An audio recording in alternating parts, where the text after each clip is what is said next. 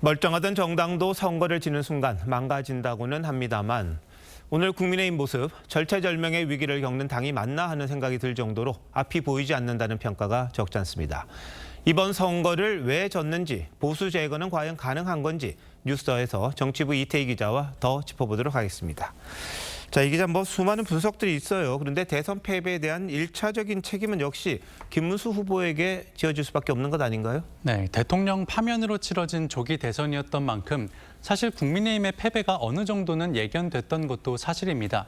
다만 분위기 반전을 노릴 수 있는 지점들이 몇몇 있었는데 김문수 후보가 기회를 놓쳤다는 지적이 적지 않습니다. 윤석열 전 대통령이 선거 직전 영화를 관람하고 공개 메시지를 보내는 돌발 행동이 나올 때마다 김용태 비대위원장이 대국민 사과를 하고 또 절연 메시지를 내놓으면서 진화에 나섰지만 정작 김 후보 본인은 이를 외면하면서 결국 중도층 표심을 흡수하는 데 실패했다는 지적입니다.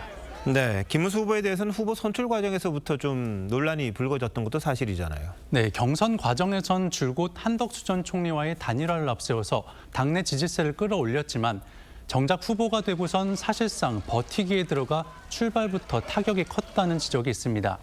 선거운동 초반 이슈가 모두 단일화 불발에 집중됐고 친윤계 지도부의 심야 후보 교체 사태까지 불거지면서 여론을 악화시킨 측면이 큽니다.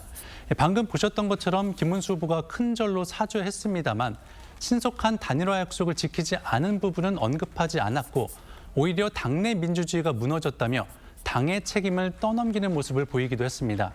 물론 이 과정을 주도한 당 지도부 역시 책임에서 자유로울 수는 없을 겁니다.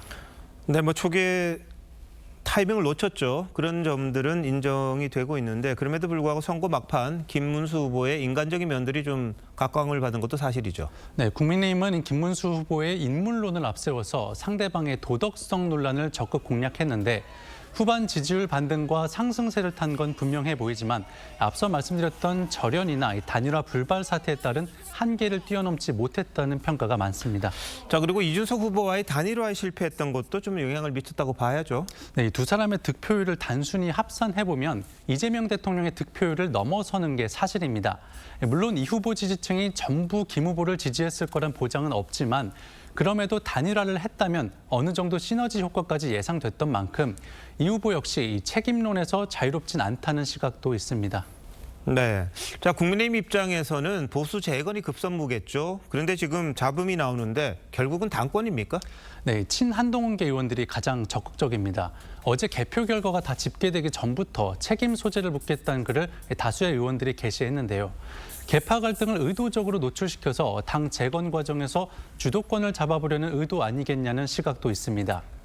이 대선 패배 이후에 이 당을 해체하는 수준으로 바꿔야 한다고 주장하는 관계자들은 많습니다만 정작 본인들의 기득권을 내려놓을 수 있겠냐는 질문엔 제대로 된 답을 하지 못합니다.